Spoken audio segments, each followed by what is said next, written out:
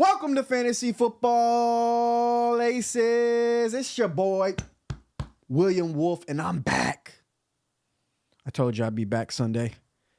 No guests today. We might be done with guests. Maybe the fantasy playoffs will get them. There's a chance that I can get kicker out here week 14. There's a chance John will come next week 12. Doubt I get anybody week 13. But with that being said, either way, I don't mind popping on and hitting some rants. I like the fact that it gets us from 11 a.m. to 1 p.m. pretty easily and quickly. Before I get into anything else today, I'm going to finish what I left off of on Thursday, which was, I remember specifically, I was talking about specific teams and situations going forward. I was in the, I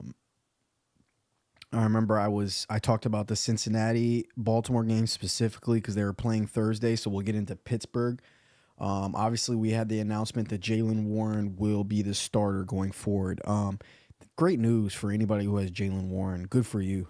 Like, that kid's a stud. Anybody in the fantasy community or anybody who really just watches the NFL knows that Jaylen Warren is better than Najee Harris. Now, with that being said, I think them calling him the quote-unquote starter isn't going to change much, right? They were already in a 50-50 split. I think the difference is that Jaylen's going to be the guy who comes in to start the game. He's going to get the first carry. He'll probably get more first down work. I'd say the shift's going to be, 55, 60% Warren, 40% Najee, opposed to the other way around. I don't know what they're going to do on the goal line, so that's something to monitor. I think that there's still going to be both of them. I don't think the situation is going to change much, but I do think it's a good thing for Jaylen Warren holders, and I think it's somebody that you can start the rest of the year. The offense still sucks, so that's the problem. But with Pickens and Deontay Johnson, like, the offense does have firepower. They have a lot of Jaylen Warren's a firecracker himself. I think that they possibly can move the ball better. I think it's something to monitor from this week forward, whether or not you want to, be excited about Pittsburgh players and whether or not you're going to be starting them in the big stretch here and in the playoffs, most importantly. It's something definitely to monitor, but I'd be optimistic if I had Pittsburgh players right now. I still think Kenny Pickett sucks, but I think that, he's somebody that you can definitely monitor here. Let's see what happens with this Pittsburgh offense. Does it get better? Big test this weekend against Cleveland. Best defense in the league for my money, at least top 3. San Fran's right up there, obviously. Baltimore's close to being up there. And then you got one other that I'm forgetting, which is the Kansas City Chiefs and the Jets. Some decent defenses across the league. But moving on to the Cleveland Browns, I think that this kid who had a dreadful game against Baltimore earlier in the year, and then when he had an opportunity again with Watson going down, they brought in Daniels, but they're going to roll with him this weekend and going forward. The rookie, he's an explosive runner from UCLA. I want to get his name right because he's got a 3-name. Dorian Thompson-Robinson. You turn on his tape at UCLA, he made a lot of big plays running the ball.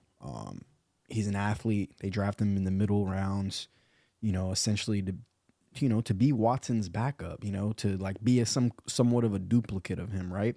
But sometimes these duplicates, they get their chance and they never turn back.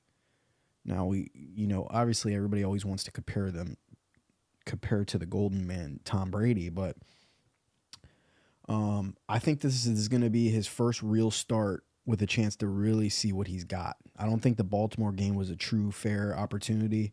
I think this one is a true fair opportunity. Pittsburgh's got a good defense with TJ Watt. We all know that. But Cleveland's got a great offensive line. I know their left tackle's out, but I think this is a spot here that, you could see a kid become somebody who's on fantasy radars. I think that he's somebody to watch out for simply because his running ability. I think there's a chance that he can rush for, 60, 70 yards a game. So if he's slinging the ball around a little bit to Cooper and to Elijah and to the tight end Joku, you never know. This guy can be a good fantasy quarterback down the stretch for somebody who, I lost Burrow or, whatever other injuries happen or, you got a lot of bye weeks, week 13. So, I mean, it's just something to monitor. But more importantly, I think it's more to monitor to see what the other assets, how they're going to perform down the stretch. Is Cooper still going to be somebody you can rely on? Does the running game suffer? I don't think it will. I think it could get better with Ford and company and Kareem Hunt. So it's just something to monitor there. Moving on to the AFC South, Jacksonville, their offense is dreadful, but I still believe that they can turn it around. They have all the pieces. They got lots of weapons. I still believe in Trevor Lawrence, even though he's having a really, really bad year. And with all that being said, they're still 6-3. Defense is solid. They're winning games. Division is soft.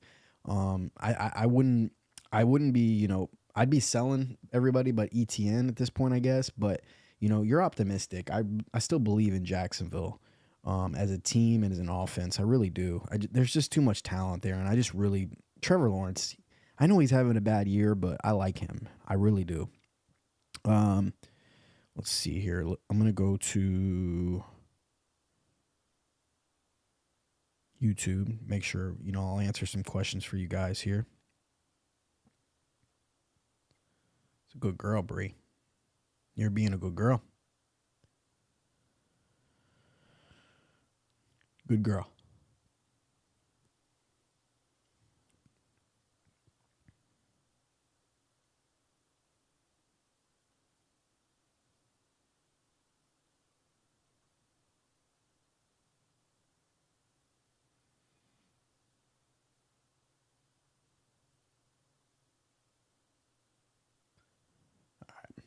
I wanted to get to my chat and stuff for you guys. We got nothing. Cool. All right. So, we're moving on to the Houston Texans. I talked a lot about them on Thursday, so I'm not going to go into a full detail, but everybody is a full buy. This is one of the best offenses in the league right now, and they're going to continue to do so. CJ's for real. They got a lot of weapons. I think Singletary is going to be your primary back the rest of the year. Pierce is going to come back and get 40% snap share, but I think Singletary is a little bit better back than him. I think Singletary was a little underrated when he was with Buffalo as well. At best, at worst for Singletary, they're going to go to being 50-50 with Pierce, but he's the lead dog this weekend. He's a must start. He's a big DraftKings guy. Everybody's going to be owning him because he's cheap, 5,300, 5,200, and he's going to get the full workload against the Arizona Cardinals. So, he's projected 13, 14 points too in PPR, which is huge for 5,200, 5,300. On DraftKings, I imagine anybody who's sharp is going to have him in their lineup. Most people in general are going to have him in the lineup.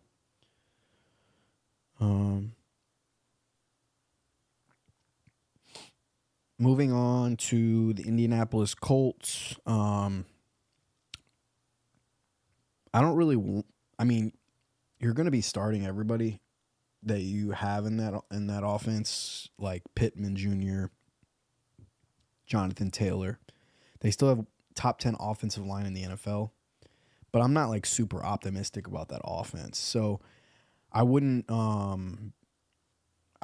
I'd be looking for better options, but Pittman Jr. and Jonathan Taylor, you're starting the rest of the year. Zach Moss, you could pretty much just drop him at this point. I know with all the production that he had, most people won't drop him because they think it's too risky. But if you need to make a drop because you need to pick up something else for a bye week in 13, or just in general, like you need help somewhere else. Oh, something happened to my monitor here. 1 second, guys. There we go. But I wouldn't. I think really the only two players you should even have on your roster at this point in the year and starting are Pittman Jr.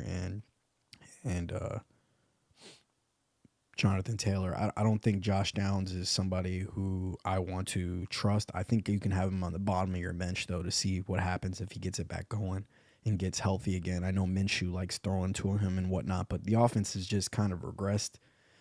They're not really firing on all cylinders anymore. Moving on to Tennessee, I said the other day, Thursday, that whole team's a sell right now. Will Levis that seemed like to be a fluke game to me now. If you can't do it against the Buccaneers, I don't think you can do it in general. I think that it was a fluke game against Atlanta. I think they caught him off guard. DeAndre hit him with a double move up top. The other one you can argue was an offensive PI. So, take away those two big plays and you're looking at like one good drive he had. I think Hopkins was a huge sell. Hard to sell him after those last 2 weeks where he really underperformed and fucked up, but you could still sell him based upon that 3 touchdown game that he had. And I did that myself, got rid of him, got St. Brown. So, yeah, that's a whole sell there with the Tennessee Titans. I'd be really pessimistic about Derrick Henry going forward and Spears. I wouldn't really, they're boom or bust. And their matchups are okay. We'll see. Just don't trust any of those guys. I don't think they're going to win you championships. If you're in that Tennessee offense, you're in trouble. Moving on to the Philadelphia Eagles, all go. Not going to talk much about that. Dallas, I went on a long rant about Tony Pollard, so I'm not going to do that much more. But that offense is top 5 in the NFL. They've scored like the most in the NFL. Behind the Miami Dolphins. So, and weirdly enough, the Baltimore Ravens. So,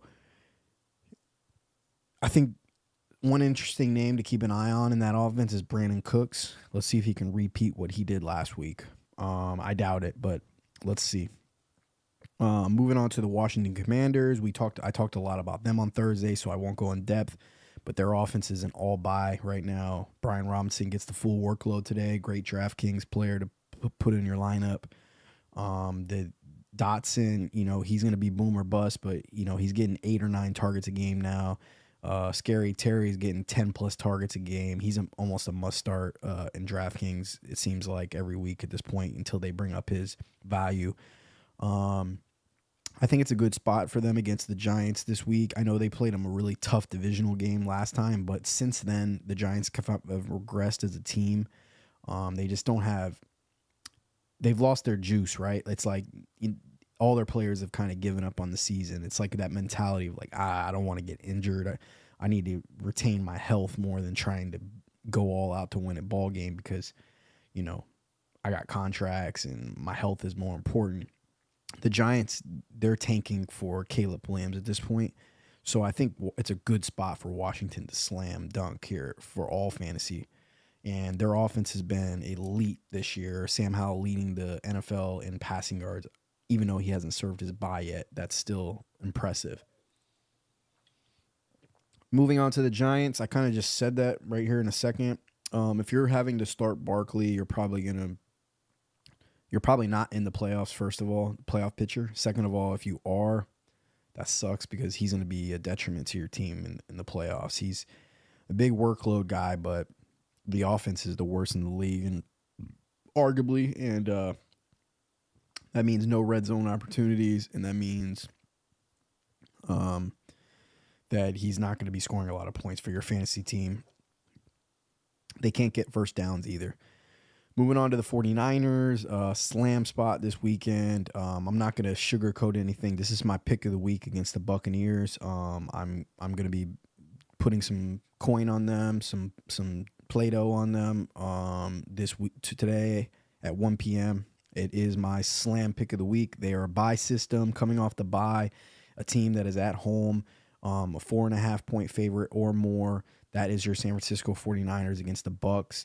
I think that they had another week with Bosa and Chase Young to, really figure out Chase Young specifically to figure out how they want to use him, get him some more snaps. And I think they're going to absolutely dominate the Buccaneers up front. I think that Baker Mayfield's going to be running for his life. If you can remember that game that on primetime against the Bengals about 3 weeks ago, man, it looked like, Baker was just scrambling all the time, dude. He's going to get smoked by them. I can see, the 49ers giving up some plays to Mike Evans and Godwin, et cetera, because, they can do that. And the 49ers are a little vulnerable against the pass. But overall, coming off a bye, they're going to be schemed up and ready to go against them. They're on a mission right now, too, after that little stretch they had of losing. The 49ers are right back to being elite. They got Deebo Samuel back. They're just ready to fucking go. I mean, they're all go. Start everybody on 49ers. Get them in all your DraftKings lineups. Bet them. All the whole nine. And live with the result because they're in a good spot right now. Seattle, this is a team that's regressing a little bit offensively. When you look at a team that has DK Metcalf, Lockett, JSN, Metcalf, Charbonnet, like, why are we not scoring more points? And the answer is Geno Smith sucks. And we all knew that. We've known that for how many years? We've known that for 10 years. He had a great year last year. It was cute. They said that we wrote him off, but he ain't right back. But guess what? I wrote that motherfucker off again. You better write something back this time, Geno Smith. You're asleep. And yeah, I think that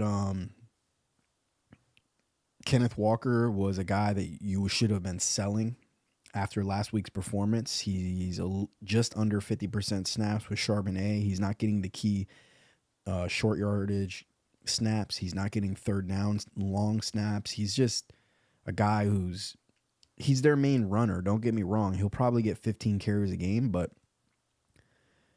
Charbonnet is in way too much for him to be a real asset, and they're not scoring enough. I think DK Metcalf and Lockett, you're going to be obviously putting in their lineups if you have them on your roster, but you'd like to see more, and maybe they'll get it going this week.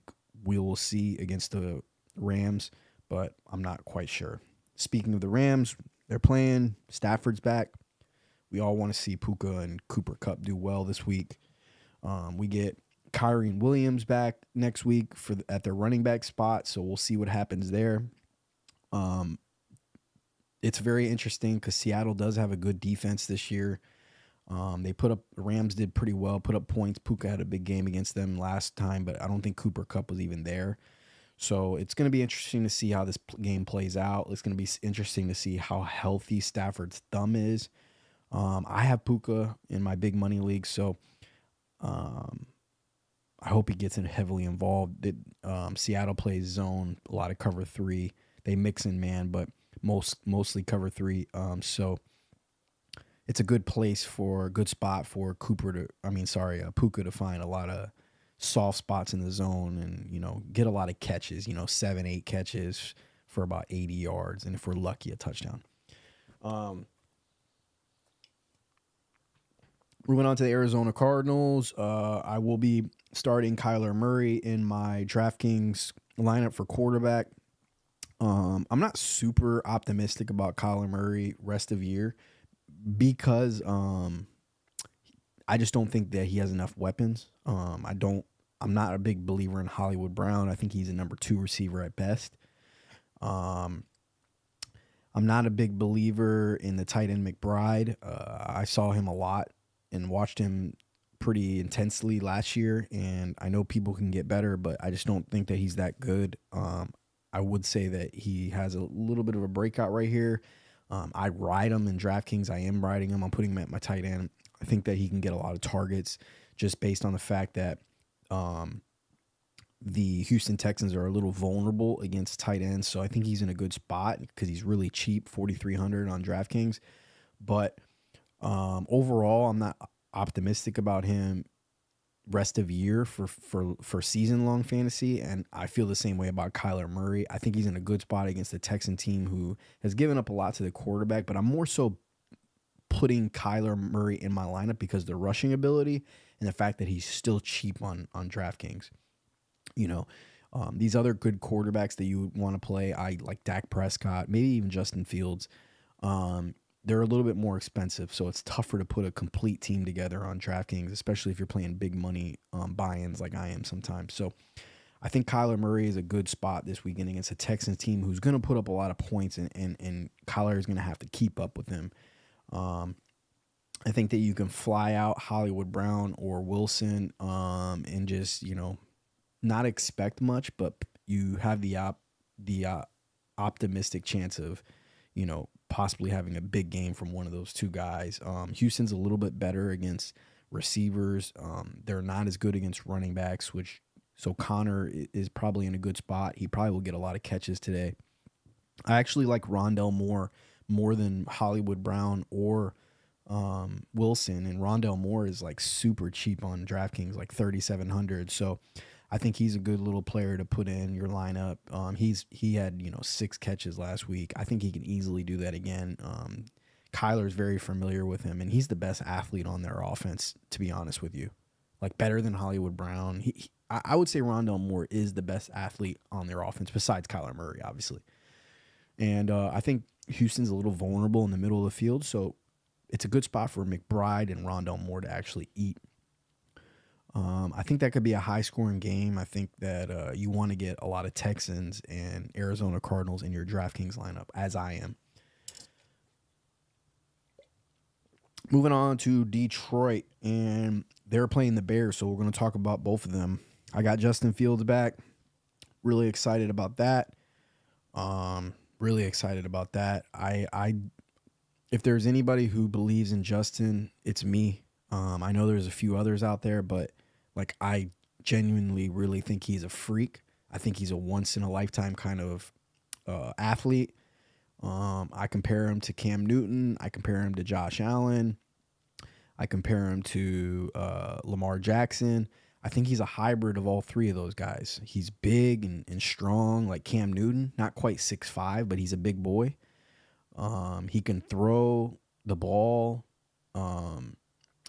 like Josh Allen, maybe not quite as big of an arm and can not sling it as well as Josh Allen, but he can still sling it. And he is fast like Lamar Jackson, and he may not be as fast, but it's a different kind of fast. It's it's still 4.3, 4.4 speed, not as quick, but still very quick. I think he's a hybrid of all three of those guys, and I think that his career has just been fucked by media and stupid Bears fans. I think that with DJ Moore and possibly getting Marvin Harrison Jr., this is the kind of player that can become a superstar in the league. I still believe that.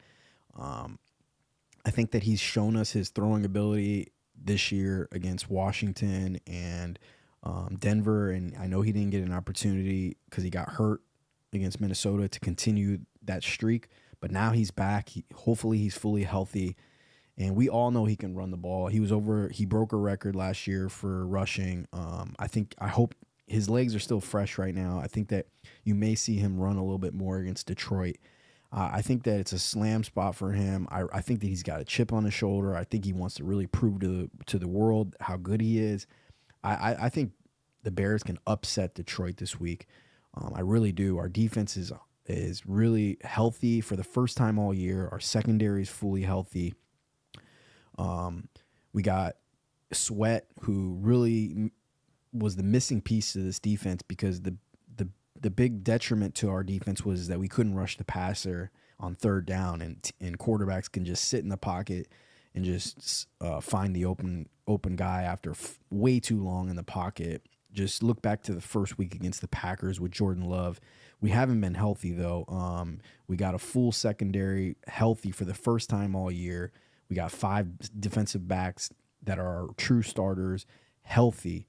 And the only person really missing is the big middle linebacker for the Bears. And he's a big piece, but the kid behind him has been playing really well. So as far as Detroit is concerned, best offensive line in the NFL. We know all about them.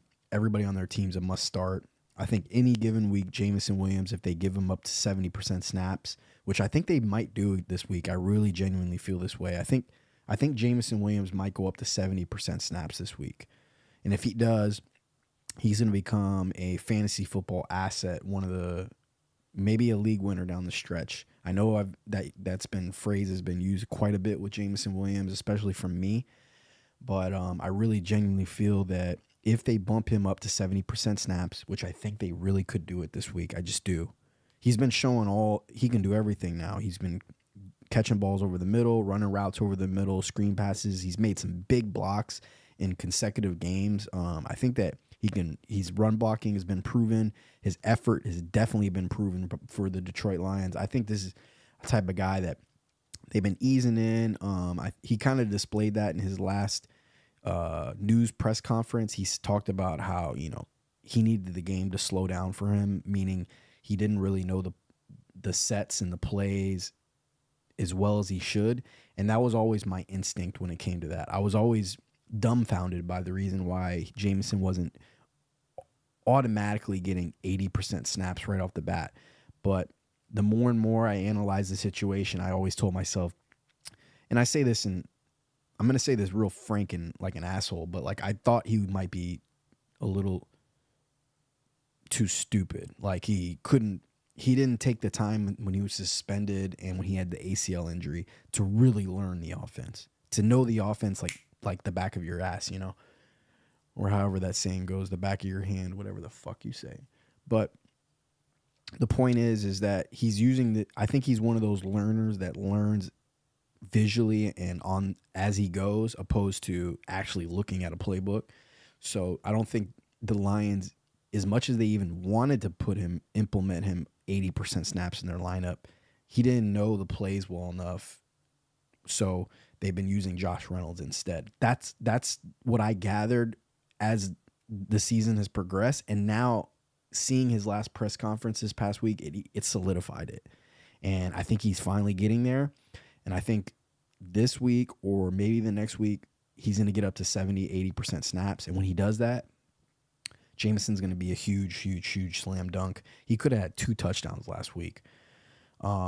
Obviously, the Montgomery Gibbs situation, you're going to want to continue to monitor. They're both must starts every single week, but it's going to be very intriguing to see what they do at the goal line. They gave Gibbs that 1-yard touchdown last week, but news has come out, and Gibbs said it on the podcast with the St. Brown brothers, that actually they called Montgomery in to make that run, but Montgomery waved it off and let Gibbs stay in the game, which I didn't even think they can do things like that. I'm surprised that Montgomery didn't get in trouble for that. I imagine if Gibbs didn't run it in and score, he probably would have gotten in trouble for that. So, yeah, that is something to monitor. You're going to want to see who gets the goal line work in that situation. And I say that you want to monitor that for DraftKings purposes because and going forward, because in regular season format, you're going to start both of those guys. It's a number 1 offensive line in the NFL. They can pound bitches. So you're going to start both of them in DraftKings. I mean, in a season long fantasy, but in DraftKings, it's a situation that you want to monitor. Moving on to Minnesota. They are still, Dobbs looks good, man. Hawkinson's stocks through the roofs. I think him and Kelsey are the 2 best tight ends now the rest of the year, with Andrews out. And I think Hawkinson, he easily could finish number 1, bro. He's getting 13 targets a game. He's fucking amazing. Dobbs loves him. Dobbs loved throwing it to McBride when he was in Arizona. So he's got a better version of that now. Hawkinson's the real deal. So I think that with Justin Jefferson possibly coming back next week, maybe the following week, that's an interesting situation to monitor as far as Dobbs is concerned. This guy can turn into a real fantasy football asset down the stretch for your season long and for DraftKings, because he's going to be cheap maybe for a little bit longer, and he's got the rushing ability. So I'd be curious to monitor that. They're saying Madison's going to play this weekend or this on Monday. So you're going to have to hold on Ty Chandler, I guess. That's something to keep an eye on. But the problem is that if you are a Madison holder, unless you get some definitive news that he's going to play Monday, you're going to have to start somebody today instead of him.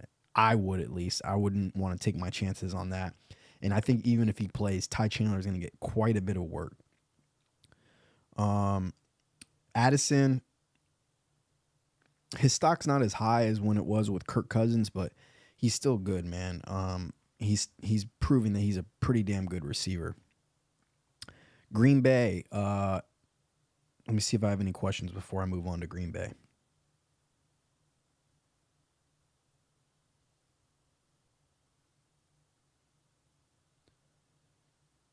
Yeah. Yeah, I don't. Yeah, Gus, I know. I don't really care though, truthfully. I don't do it for anything. I just do it for myself and for fun. It'll be recorded. I also think the Sunday broadcast is sleepy because people are going to be watching the real pre-games for Aaron Jones. Aaron Jones is the only guy I would want. I don't want anybody else. So I wouldn't be starting anybody else either. I wouldn't start Christian Watson. I wouldn't start Dobbs. I wouldn't start Jaden Reed. Definitely wouldn't start Jordan Love. I mean, it's literally Aaron Jones or bust. I wouldn't start A.J. Dillon either, ever, in any format. Moving on to the Saints. I talked way too much about that situation already. Taysom Hill, they got an easy schedule the rest of the year. They're leading the division. They play Atlanta. They play the Carolina. They play a lot of division games. I imagine Taysom Hill's gonna get 50 to 60% snaps rest of the year. There's too much publicity going on, especially in New Orleans. New Orleans, I love Taysom Hill. If there's anybody who loves him more, it's the fucking Saints fans, and they're diehard fans. Those fans really get after it. So they love Taysom Hill even more than me. I don't see how. I imagine local media there and just in general, all the fans, and different things like that. They all want Taysom Hill to be on the field as much as possible. So I think that's a good thing for us. Statistics have said that as well, that they are 17-1 when he gets 7 rushes or more. That's something that New Orleans definitely is going to have to consider. I don't see how they wouldn't. There's no way they don't have that information either, by the way. It's too mainstream at this point. It's definitely run across their, the general manager or the head coach's desk at this point. Taysom Hill is an asset. He's one of a kind. He's a great player, man. I don't even want to overstate that, but I'll just say that he's a great player. I think that for my sake, I really need him to get 50 to 60% of snaps for the rest of the year. I think I have a really good opportunity to do that, though, with the situation, because they have an easy schedule the rest of the year, and they're going to be in a lot of games that they're winning, which means they're going to be running the ball. Moving on to the Bucks, we talked about that already a little bit, because Baker Mayfield, he's been serviceable this year. If you need him in a certain spot, I don't think that he's a bad player to get in your lineup. He's a good week 13. He plays Carolina. I think that's a good spot to sub him in as a possible person to sub in for your bye. There's quite a few buys to be served on week 13. Mike Evans has been really fucking good this year. I said that before the year started. He was super undervalued. Godwin, I wouldn't want to start Godwin at all. in any format. He's just inconsistent. He's not getting enough volume, and he's not the red zone guy. And Rashad White, I love him. They have a tough schedule a little like this week against San Fran, but outside of this week, it gets fairly easy. And Rashad White is a 3-down horse, man. He's one of the top.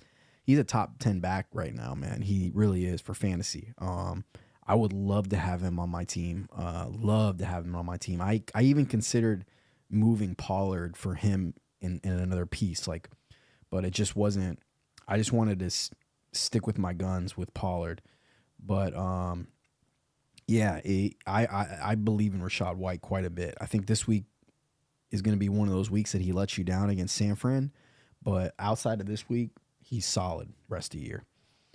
And that moves on to Atlanta and Carolina. Carolina, you're not starting anybody except Adam Thielen. Even him, his stock's way down at this point. Atlanta, continue to monitor what's going on with Bijan in that backfield. He got 20 carries this past week. Let's see if that happens again. He got 70% snaps this past week. Let's see if that happens again. If they continue to give him 70% plus snaps and 20 carries a game, he's elite. He's one of the top 5 backs in the NFL. That's exactly what you drafted him to be. I just don't trust Arthur Smith doing that the rest of the year. We'll see, though. Keep an eye on that. That's very, very, very important to keep an eye on that situation. I don't really want to start Drake London or Kyle Pitts or Jonah Smith in any other situation. I don't want to start Tyler Algier either. So it's really, you're keeping an eye on Bijan. You're starting him, obviously. As far as DraftKings are concerned, you're going to want to monitor that situation, because if he continues to get 70% plus snaps, he's a slam dunk in DraftKings as well. That does it for the NFL this week. But I'm going to go to the Monitor Plus Pod, and I am going to show my matchup. We're not going to go into super detail about this. I played some really big defense on this guy because he doesn't have a second running back right now. He was not paying attention, I think, because Joe Burrow got hurt. That he, is kind of giving up on his season, but he hasn't picked up another running back. So I picked up every single running back that I could, and I keep picking them up and dropping them. This is a really good strategy here.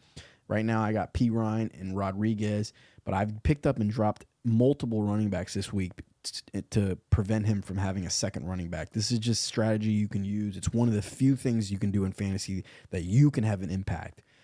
You don't get a chance to go out there on Sunday and play football. You have to rely on these guys playing for you. But these kind of situations are how you can effectively give yourself a better opportunity to win. And that is exactly what I've done. Right before kickoff, I'm going to drop these two guys and pick up guys that I actually want on my team. But it's really just playing defense. I've literally, if you go and look here at the players, go and look at running backs.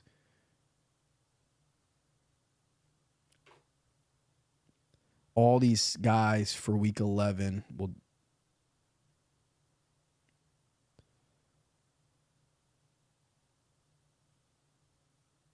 Look, I've dropped. Look at all the waiver guys. He can't have any of these guys because I've picked up and dropped them. That is what you call great fantasy management. I've given him no opportunity to get anybody now. He has to pick up a fucking schmuck who's not going to play at all. Like, literally not going to play at all. Look at the percentage of these guys that actually are owned. They're all owned a fairly decent amount because they actually play a little bit. None of these other guys play. So he's in trouble. He's going to have to start a really shitty running back if he starts one at all. I don't know what he's doing, to be honest with you, but that is what you call playing defense right there. And I just wanted to show that.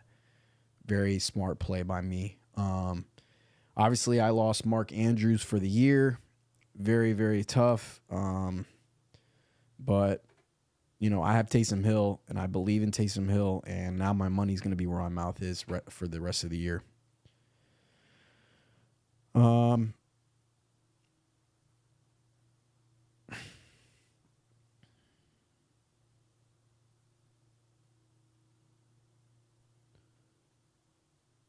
not going to go into any other diamond matchups. I just don't really feel the need.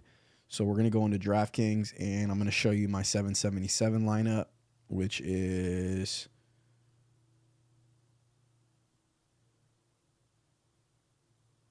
this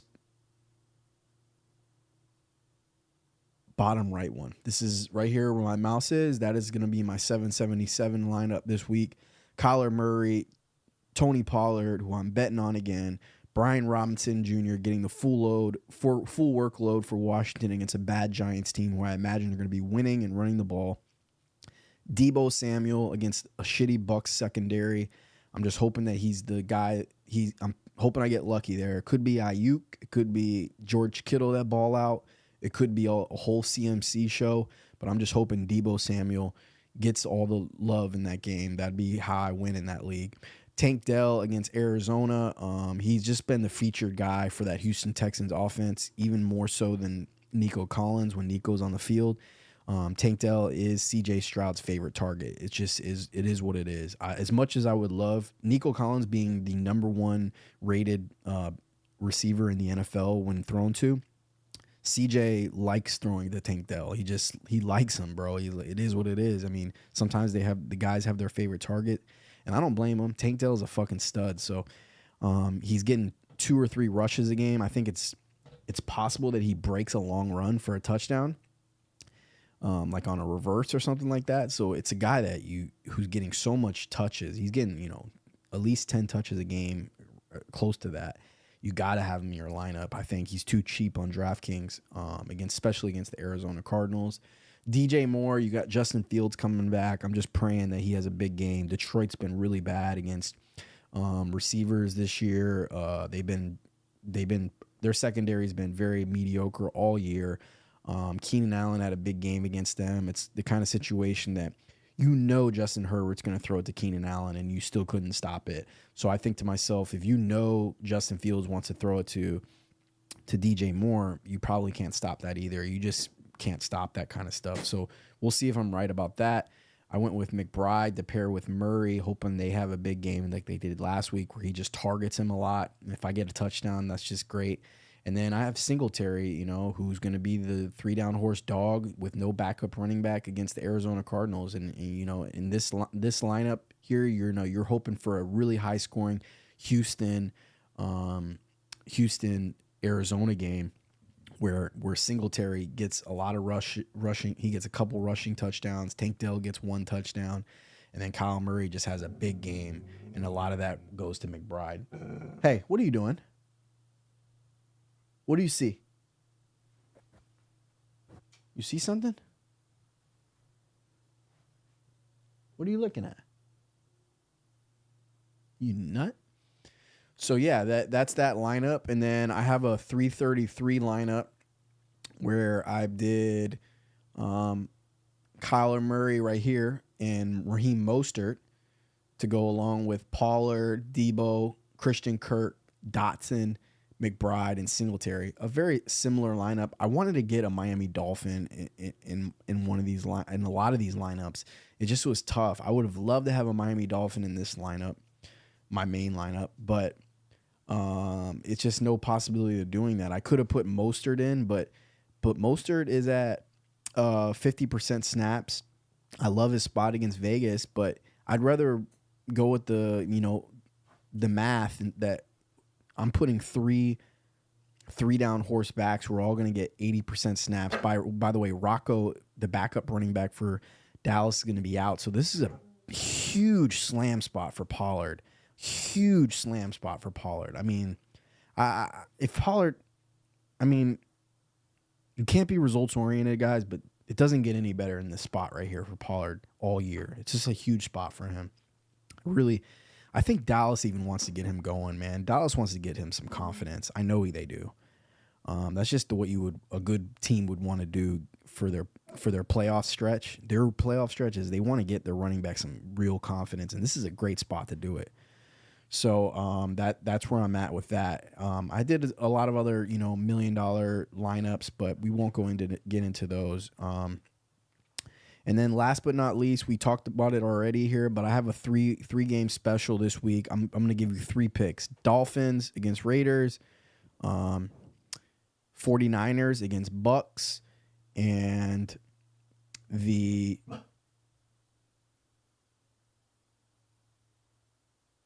third one is the Cowboys against Carolina. All three of those are bye system plays. They're all coming off the bye. They're all big favorites. They're slam dunks. I'd actually tease all three of them and bet the house on that. And then I would bet on them all individually as well. And if you can get a clean sweep there, then you come up big time. If not, you'll go probably 2-1, and you'll probably win your teaser. So you'll come up some money. I think this is a good spot to make some money this weekend. I really would do all three of those teams. I'd do first half and game for all three of them as well. I think this is a big spot to make some money there. I ran through a little bit of that, so I'm gonna give these matchups in the diamond here. I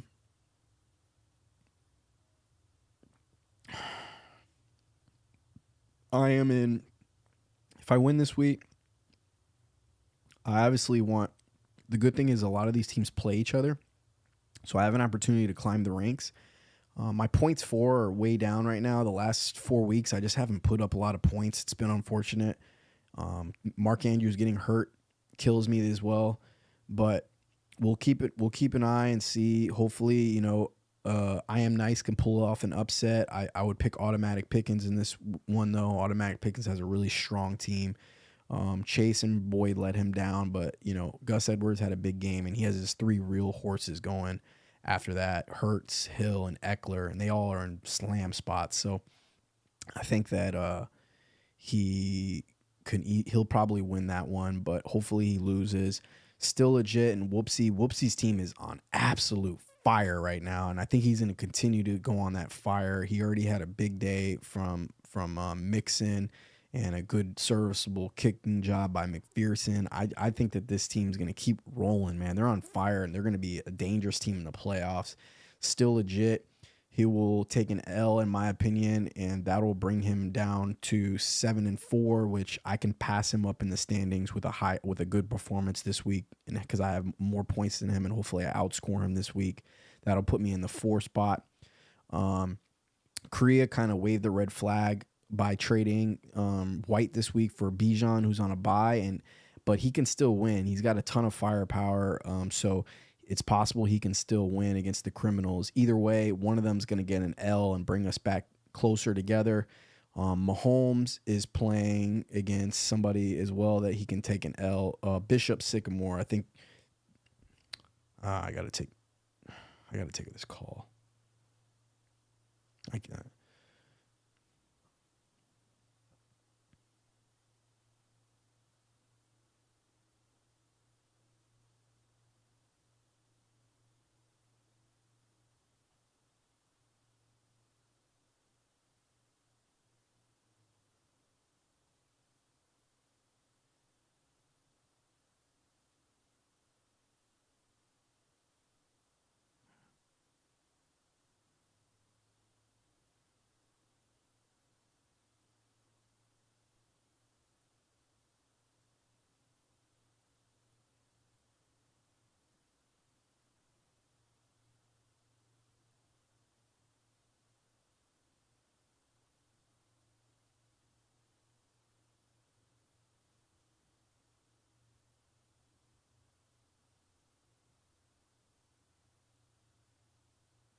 All right. So, Mahomes against Bishop. Bishop made a lot of moves the couple trades this week, which I think improved his chances of winning.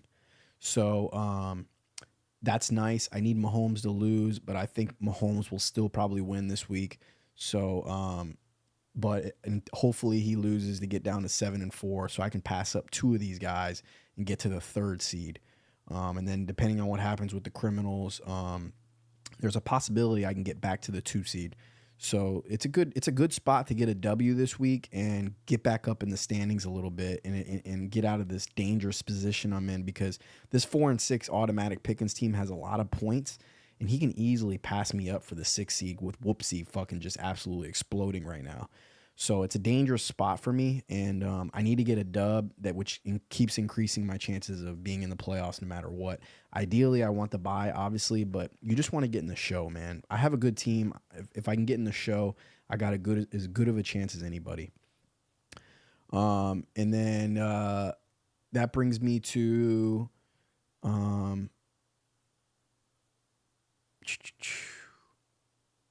that pretty much covers all the matchups. Hurt Thielens and Guerrilla Warfare. It's an irrelevant matchup. I got Hurt Thielens in this matchup, but honestly, it doesn't matter. And then really the loser, this is a playoff game for them. I think they're both out regardless, but in theory, just in general, mathematically, like this is a playoff week for them. Either one of them who loses, they're out. They're done. So they both need to win this week. And that'll do it for today. I'm gonna look to see if I have any questions. If not, I'm gonna get out of here. No questions. So y'all enjoy week 11. Hopefully it is a big week for my DraftKings. I haven't had a big week this year in DraftKings at all. So I think I'm due. I know what I'm doing when it comes to that. So I feel like I should get something going there, and hopefully I do. Good luck in y'all's matchups in week 11. Let's enjoy this weekend. It's going to be a fun one. A lot of good games and a lot of opportunity to make some money, guys. Peace.